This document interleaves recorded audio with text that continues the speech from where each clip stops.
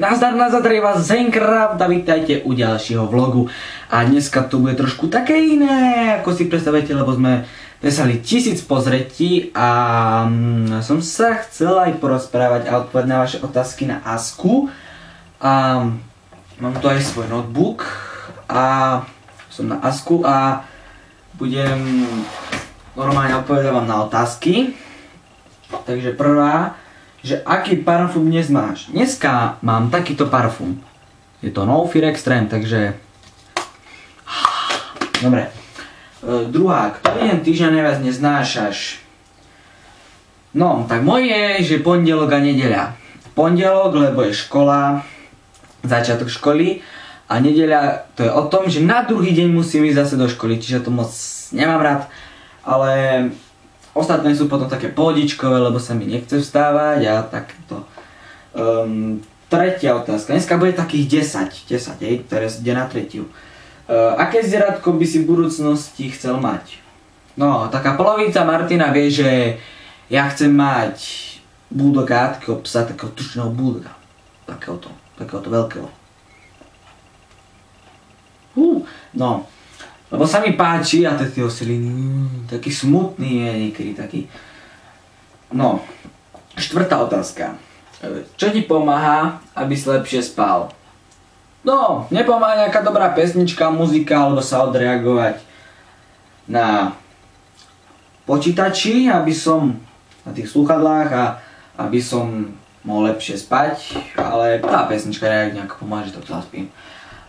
Piatá. Čo znamená byť nezávislý? No, neviem, či to sa dá normálne povedať, že nezávislý, ale závislý viem, že kto je napríklad závislý na cigarete, aj na alkohole, na drogách, ale nezávislý, to neviem, to neviem odpovedať. Ako často kreslíš? No. A už sme sa sem dostali. Ja moc neviem kresliť, ale... počkajte, ja viem iba kresliť. Počkajte, mám tu aj papier. Mám tu aj pero. Vidíte, papier, pero a... ja viem najviac kresliť... takéhoto človeka. Ako nevidíte, tak... počkajte, vyrazním ho aj napríklad...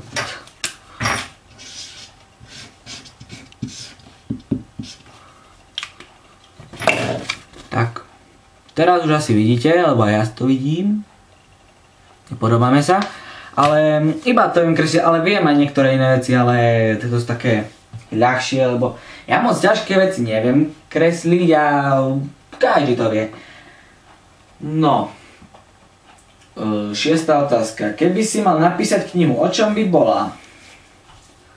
No, v nejakom dobrodružstve by som to tak spravil, o nejakom stratenom ostrove v Bermudskom trojuholníku, alebo niečo také. 7. otázka. Aká je tvoja predstava romantického večera? Normálka, sviečky, hudba, také tie blbosti, hlúpenie a také. To som už povedal. Aké sú tvoje plány na večer? Ako vždy. Gambling a spím. Dve sú zásady u mňa. Hrám a spím, takže to už je také. Fúha. 8. otázka. Radšej odpovedáš na otázky, alebo sa radšej pýtaš? No, mňa vždycky každý dáva otázky, takže ja sa väčšinou odpovedám. 9. otázka. Je to 9, takže predposledná. Ako často meníš účes? Každý deň. Vždycky keď stanem, som taký strapatý a keď potom normálne idem a niekde vonku, tak sa rýchlo učešem hrebeňom a idem niekde.